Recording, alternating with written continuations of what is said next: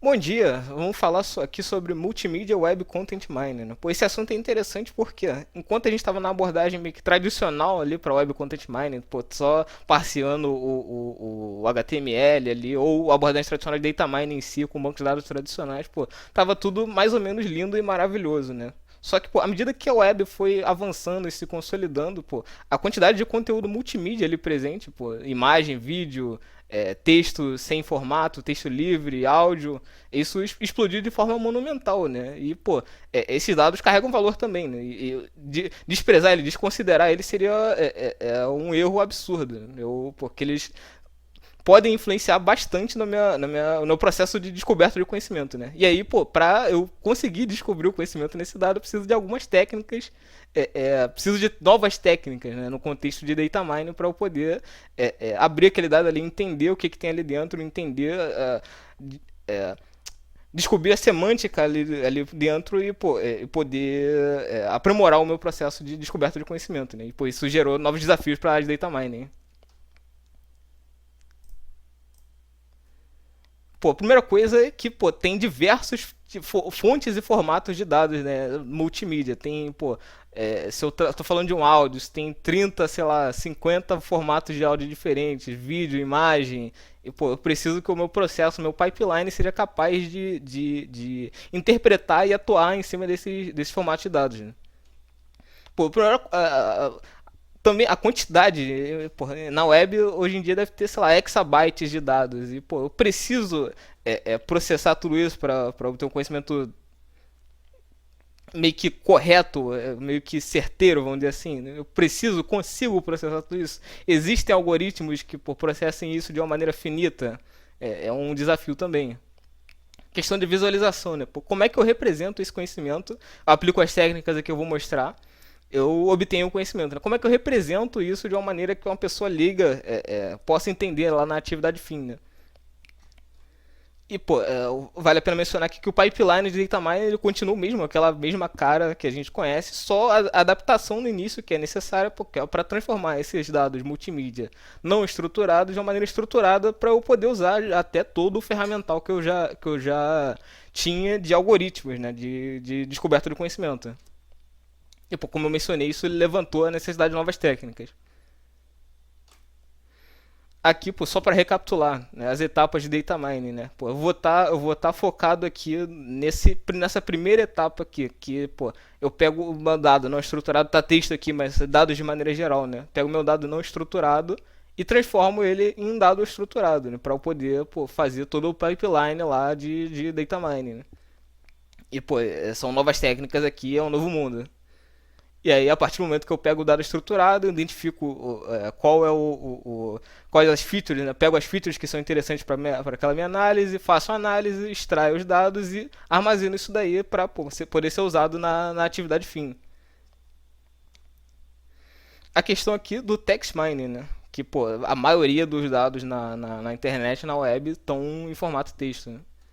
E aí, pô, isso pode vir de diferentes fontes, né? Seja textos simples, sei lá, um tweet ou um blog, tem lá o texto que está nas tags, entre as tags HTML, né?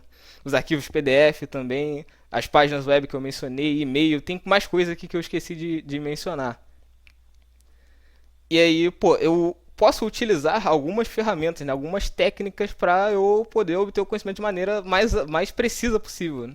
Que, pô, por exemplo, a remoção de stop word, né? Ah, eu tenho um texto aqui, eu removo os termos ali naquele texto que não agregam semântica nenhuma ali, para eu poder até melhorar a precisão daquela análise, né? A lematização, pô, eu tenho uma palavra derivada, eu pego a palavra base. A tokenização, vetorização, eu represento aquele texto ali de maneira vetorial até para eu poder usar isso como entrada de algoritmos que vão analisar. E aí, pô, a parte da análise, né? Questão de redes neurais é muito utilizada aqui para texto. Algoritmos genéticos, clusterização também. Algoritmos de clusterização para poder identificar padrões em determinados textos, por exemplo. Aí, pô, image mining e video mining, né? Isso aqui é mais interessante, mais complexo também, né? Que abordando de maneira geral aqui, né? Os algoritmos eles tratam as imagens algoritmos e técnicas, né? Tratam as imagens em dois níveis de detalhamento possível, né? O primeiro é nível de pixel. Ah, pô, eu quero descobrir um exemplo, tá?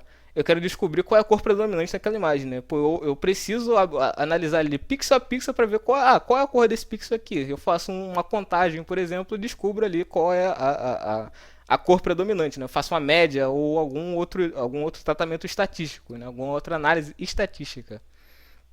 E aí, pô, o outro nível de detalhamento geral é o nível de objeto, né? Ah, eu quero identificar se pô, tem um carro naquela imagem. Ah, qual é o objeto ali? Qual objeto, quais objetos tem naquela imagem, né? A gente trata a nível de objeto.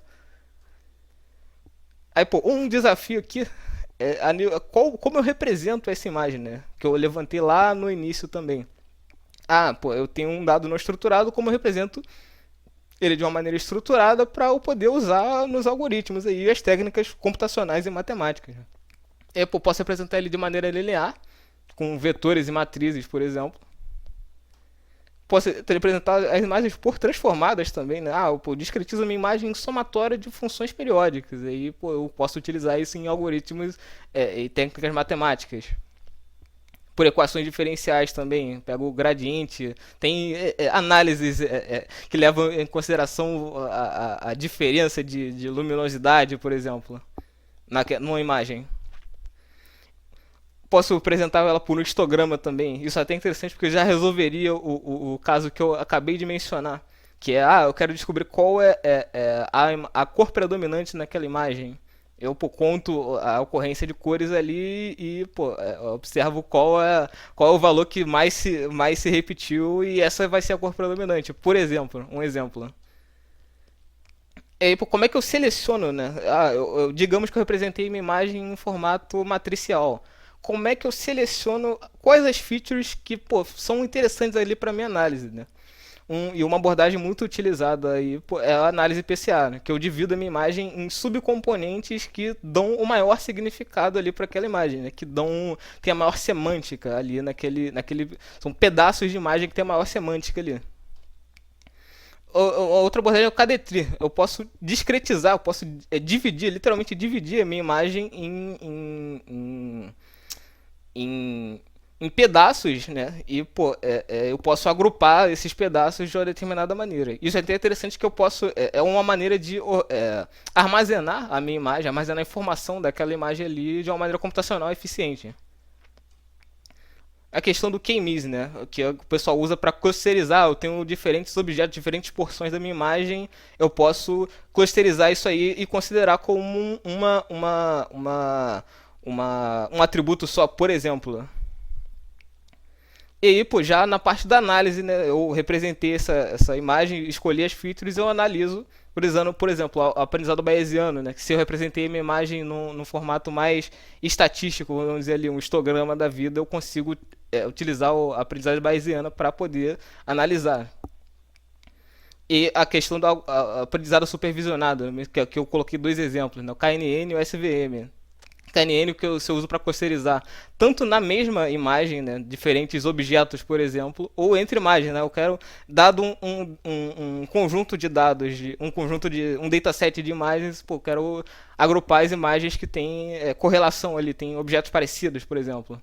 E o SVM, o Support Vector Machine, que eu consigo, às vezes eu aplico uma gama de algoritmos lineares naquela imagem e não consigo obter nenhuma correlação, por exemplo. O SVM ele consegue descobrir relações não lineares nessa imagem, né? É uma opção quando os algoritmos lineares tradicionais não funcionam.